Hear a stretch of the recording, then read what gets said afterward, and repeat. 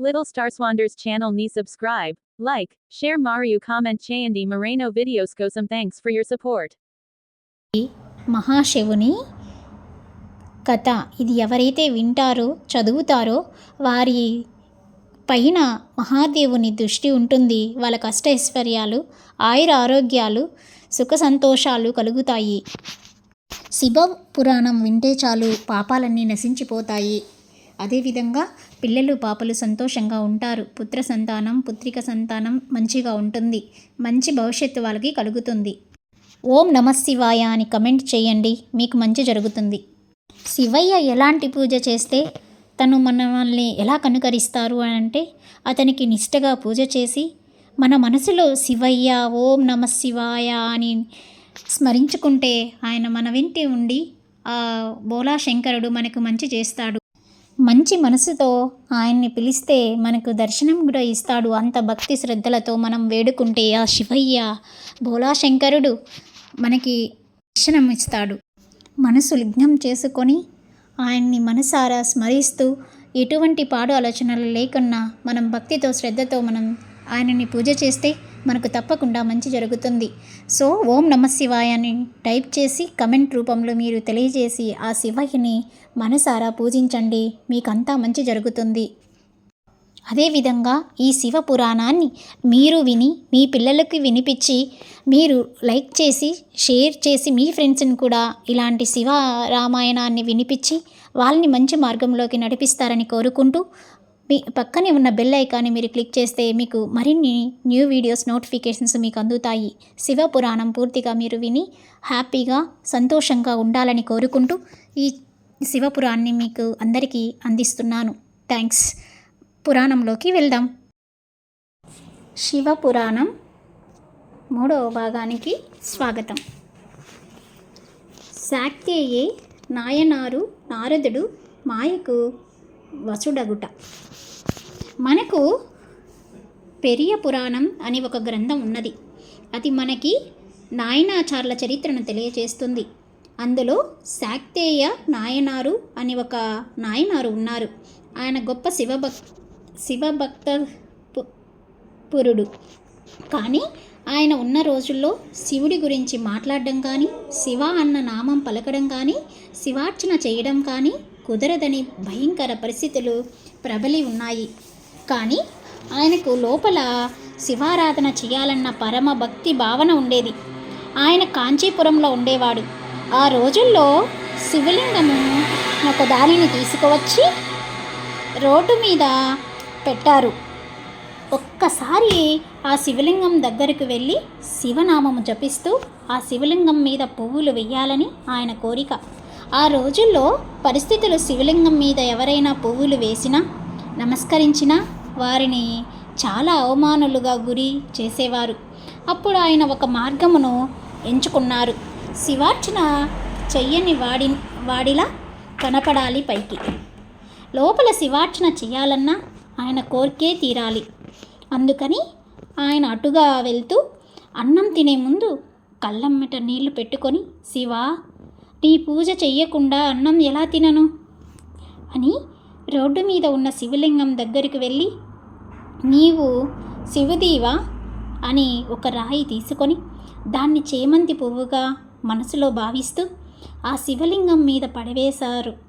మరొక రాయిని తీసుకొని నీవు శివుడివా అని పైకి అంటూ మనసులో మాత్రం నేను మల్లె పువ్వును వేస్తున్నాను అనుకుంటూ శివలింగం మీదికి విసిరేవారు. నిజానికి అక్కడ జరిగింది ఆయన విసిరిన రాళ్లకు బదులు చేమంతి పువ్వులు, మల్లె పువ్వులు పడ్డాయి. చూసే వాళ్ళందరూ ఆయన అక్కడ పరిస్థితులు ఆచారములను అనుసరించి శివలింగం మీద రాళ్ళు వేస్తున్నాడు, ఆయనను చాలా గౌరవంగా చూడాలి అనుకునేవారు. అతడు చేస్తున్న పూజ లోకమునకు అర్థమవుతుందా? శివుడికి అర్థమవుతుందా? శివుడికి అర్థమవుతుంది. అది ఆయన పూజ. ఇది అట్టిలో నుంచి వచ్చిన పూజ. ఒకరోజు ఆయన అన్నం తినడానికి కూర్చున్నాడు. అప్పుడు సర్వతి అనే నామం జ్ఞాపకమునకు వచ్చింది. ఈ అన్నమును నాకు పెట్టినవాడు శంకరుడు. లోపలి వెడితే దానిని జీర్ణం చేస్తున్నవాడు శంకరుడు. అగ్నిని ఆదేశించి అన్నమును ఉడికేటట్లు చేసేవాడు శంకరుడు. నేను పశువు తిన్నట్లు ఈ అన్నం తినడానికి వచ్చాను. ఈవేళ శివలింగం మీద 4 పువ్వులు వేయడం మర్చిపోయాను అని అన్నం పళ్ళెం దగ్గర నుంచి లేచి భార్యకు చెప్పకుండా పరుగున శివలింగం దగ్గరికి వెళ్ళి, శివుడివా అని 4 రాళ్ళు తీసి శివలింగం మీద విసిరాడు. ఇలా తప్ప మరొక విధంగా నీకు పూజ చేయలేకపోతున్నానయ్యా అని మనసులో చెప్పుకొని కన్నుల వెంట నీరు గార్చాడు. వెంటనే ఈశ్వరుడు ఆయనకు నటరాజమూర్తిగా సాక్షాత్కరించి తనలో కలిపేసుకున్నాడు. దీనిని బట్టి మహేశ్వరుడు అన్న శబ్దం చేత ఈశ్వరుడు మీ సంకల్పలను, మీ హృదయ శుద్ధిని, మీ చిత్తశుద్ధిని చూడగలిగినవాడు. ఇది ఆయన స్వతంత్రత. లోపల ఏ భావనతో ఒక్క రాయి వేసినా దాన్ని భావనకు అనుగుణంగా తీసుకొని ఉద్ధరించి అన్నమును విడిచిపెట్టి 4 రాళ్లతో పూజ చేసిన మోక్షం ఇచ్చినవాడు శంకరుడు. అలా మోక్షమును ఇవ్వగల శక్తి ఈశ్వరుడికి ఉన్నది. అది మహేశ్వర శబ్దము చేత ప్రతిపాదించబడుతుంది. ఈశ్వరుని శక్తియే మాయగా పరిణమించి ఈశ్వరుని కనపడకుండా చేస్తుంది. ఈ మాయ ఈశ్వర వాక్కు వలన ఈశ్వర స్వరూపులైన గురువాక్కుల వలన తొలగుతుంది. నిరంతర గురు వాక్రవణమే మాయ తొలగేందుకు కారణం. అందుకే గురువు లేని విద్య గుడ్డి విద్య. గురువు అనుగ్రహం ఉంటే తప్ప మాయా తొలగదు. మాయా వలన ఈ ఈశ్వర దర్శనం విమర్శించి ఇదంతా నా ప్రజ్ఞ అని అంటాడు. కామక్రోధాలతో కొట్టుమిట్టాడుతూ ఉంటాడు. చంద్రశేఖర పరమాచార్య తన 73వ ఏట ఇప్పటికీ నన్ను ఆశ అప్పుడప్పుడు ప్రయత్నం చేస్తూ ఉంటుంది అని చెప్పుకున్నారు. మహాత్ములు విషయములను దాచారు. శివ మహాపురాణం ఈ జ్ఞానమును ఉపదేశించడానికి ఒక అద్భుతమైన ఘటనను తీసుకువచ్చి మీకు బోధ చేసే ప్రయత్నమును ప్రారంభం చేస్తోంది. ఒకానొక సమయంలో నారద మహర్షి హిమవత్ పర్వతమును కింది భాగమునందు గంగానది ప్రవహించే ప్రాంతంలో పరమశివుడు ఎక్కడ కూర్చొని తపస్సు చేశాడో అటువంటి గుహలో కూర్చొని పరబ్రహ్మమును గూర్చి తపస్సు చేశారు. తపస్సు చేస్తున్నప్పుడు మనసు భగవంతుని యందు మగ్నమై ఉండాలి. అది సంచలనం అవుతున్నది లేనిది పరీక్ష చేస్తూ ఉంటారు. ఆ సమయంలో ఇంద్రుడు మన్మధుడిని పిలిచి ఒక మాట చెప్పాడు. మన్మథ, మహా సంయముడైన నారద మహర్షి తపస్సు చేస్తున్నాడు. నీవు ఆయన వద్దకు వెళ్ళి వికారములను ఇంద్రియములకు చూపించి ప్రలోభపెట్టి నారదుడు ఇంద్రియములకు పశుడవుతాడేమో చూడవలసినది అని చెప్పాడు. మన్మధుడు వెళ్ళి ప్రయత్నం చేశాడు. నారదుడు లొంగలేదు. నారదుని తపస్సు సఫలీకృతం అయింది. ఆయన ఎవరి గురించి తపస్సు చేశాడో ఆయనని సాకారంగా చూడటానికి కైలాస పర్వతానికి వెళ్ళి, ఈశ్వర, హిమత్వ పర్వతం ప్రాంతంలో ఉండే గుహలో కూర్చొని నేను తపస్సు చేశాను.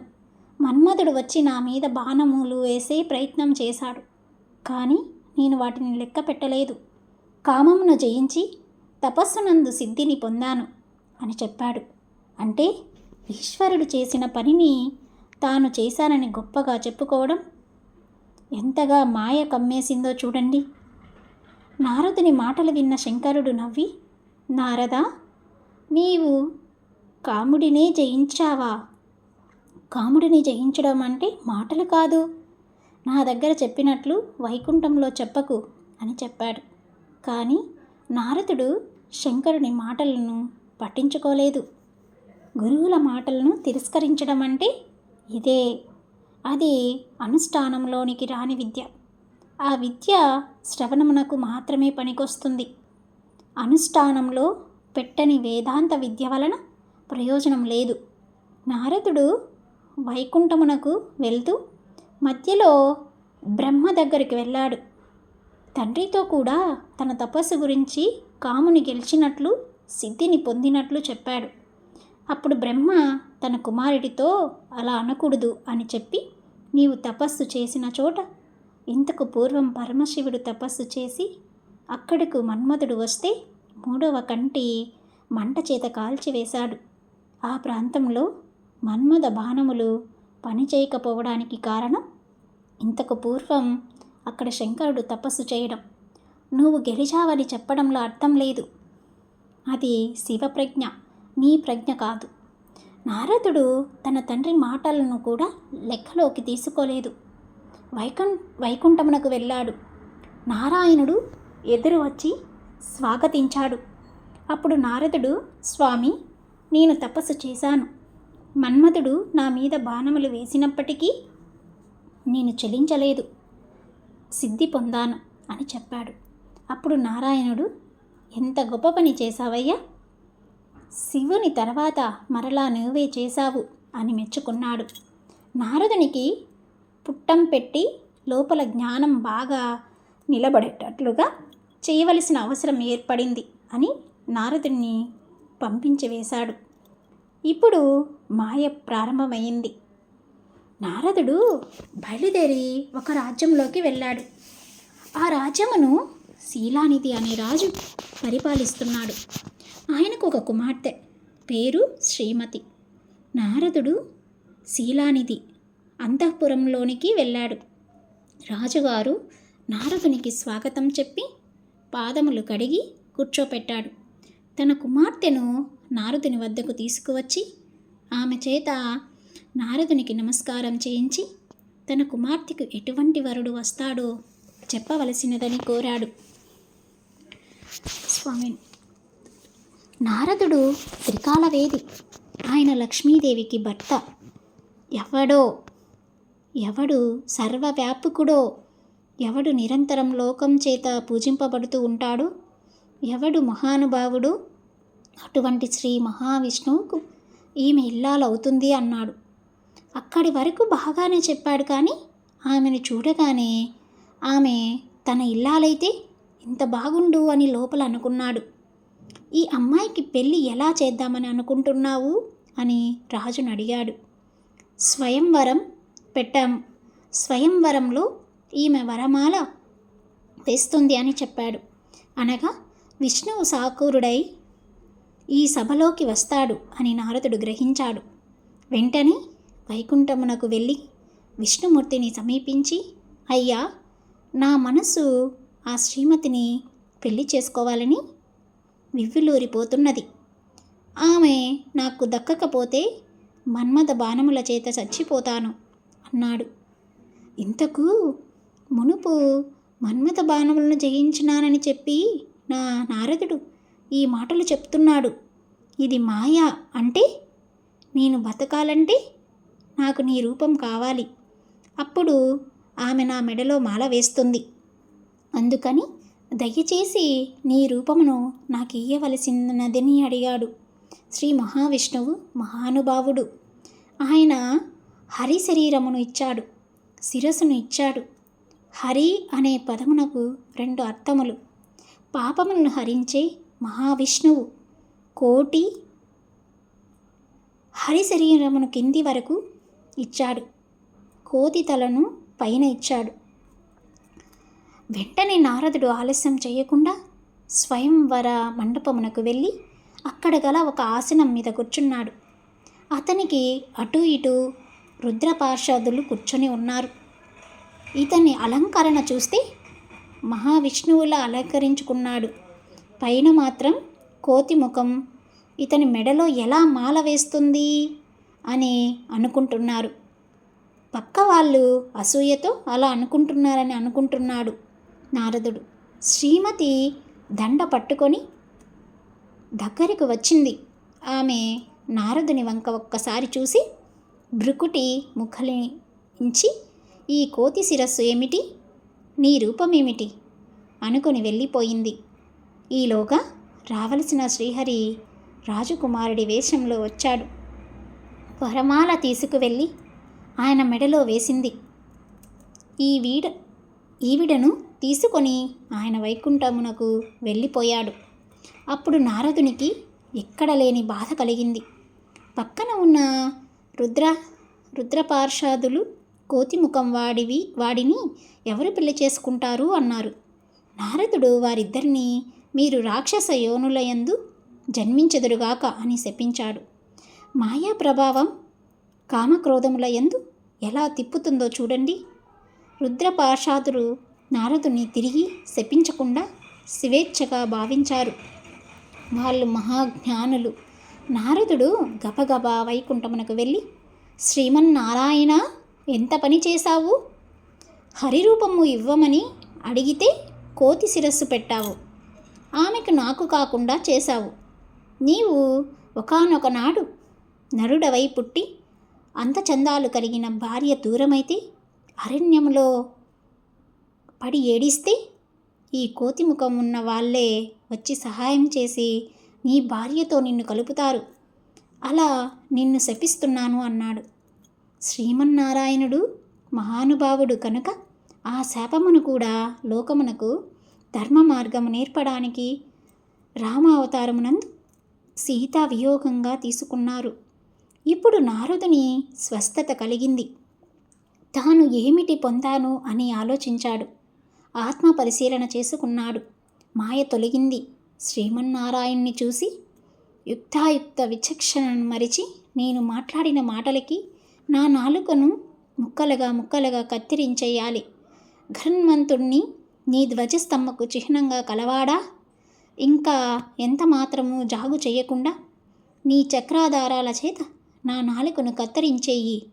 అప్పుడు కానీ నేను చేసిన పాపం పోదు అని కన్నీటి దారలతో ఆయన పాదములను అభిషేకించి కాళ్ళ మీద పడ్డాడు. నారదుడు కాబట్టి మరలా అంత తొందరగా స్వస్తిని పొందగలిగాడు. మనమైతే మాయలో పడి కొన్ని కోట్ల జన్మలు తిరుగుతూ ఉంటాము. పరిశీలించినట్లయితే రామాయణంలో ఒక రజకుడి మాట సీత వియోగమునకు కారణమైంది. అదే రజకుడు మరలా ద్వాపర యుగంలో రజకుడిగా వచ్చినప్పుడు కృష్ణ భగవానుడు 4 పంచెల ఇవ్వమని అడిగాడు. అప్పుడు ఆ రజకుడు, నీకు రాజుగారి బట్టలు కావలసి వచ్చాయా అని గేలి చేసి మాట్లాడాడు. యుగం మారినా వాని బుద్ధి మారలేదు. అప్పుడు కృష్ణుడు వాని శిరస్సు మీద ఒక గుద్ది 1000 ముక్కలు చేశాడు. మీరు ఏ మంచి పని చేసినా ఈశ్వర ప్రజ్ఞకు ముడిపెట్టాలి. నేను అనే మాట అంటే మాత్రం ఇబ్బందిలోకి వెళ్ళిపోతారు. మొదట మన వాక్కును దిద్దుకోవాలి. నారదుడు కాబట్టి అతి స్వల్ప కాలంలో దిద్దుకున్నాడు. మనం ఎంతటి వాళ్ళము? ఇది మహేశ్వర శక్తి. ఆ మాయే అమ్మవారి స్వరూపము. మీరు గట్టిగా అమ్మవారిని పాదములను ఆశ్రయిస్తే ఆవిడే మిమ్మల్ని దగ్గరికి తీసి మీకు ఈశ్వర భక్తినిచ్చి మీ చేత ఈశ్వర సేవ చేయించి ఈశ్వరుడిలో కలుపుతుంది. ఇన్నాళ్ళు మిమ్మల్ని తిప్పిన కామశాములు అమ్మవారి పాదములను ఆశ్రయిస్తే భక్తి పాసములుగా మారిపోతాయి. ఆవిడ మాయాశక్తి స్వరూపిణి. మాయాపాసమును భక్తి పాసమును చేస్తుంది. లోకమునందు పంచ తన్మాత్రలను ఈశ్వరుని వైపు తిప్పేసి ఈశ్వరునిలో కలిపేవేస్తుంది. అది మహేశ్వరుణ్ణి చేరుకోవడానికి మార్గం. ఆ మార్గమునకు మొట్టమొదటి పొరపాటు వాక్కునందు కలుగుతూ ఉంటుంది.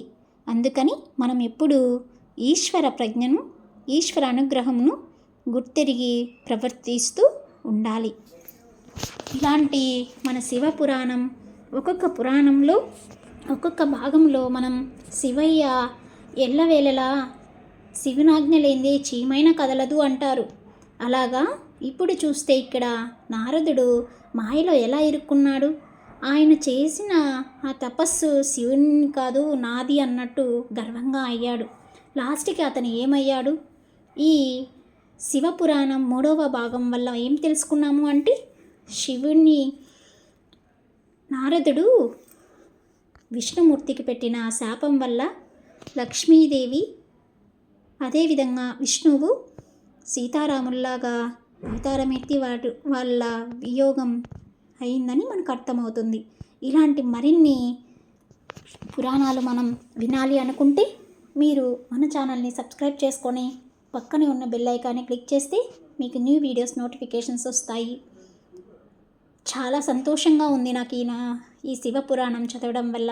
అందులో ఇప్పుడు శ్రావణ మాసం, శివయ్య మాసం. సో చాలా సంతోషంగా ఉంది తండ్రి.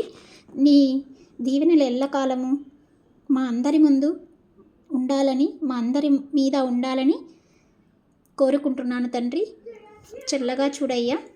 ఎవరు ఏ తప్పులు చేసినా క్షమించు తండ్రి. నేనేమన్నా తప్పుగా చదివినా నన్ను క్షమించు తండ్రి.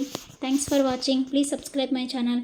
మన ఛానల్లో అదేవిధంగా రామాయణం ఆల్ ఎపిసోడ్స్ మన ఛానల్లో అవైలబుల్లో ఉన్నాయి. మీరు విని ధన్యులు కండి. Thanks for watching. Please subscribe, like and share, comment విచెవరో. ఎలాంటి మీకు వీడియోస్ కావాలో కమెంట్ రూపంలో తెలియజేయండి ఫ్రెండ్స్.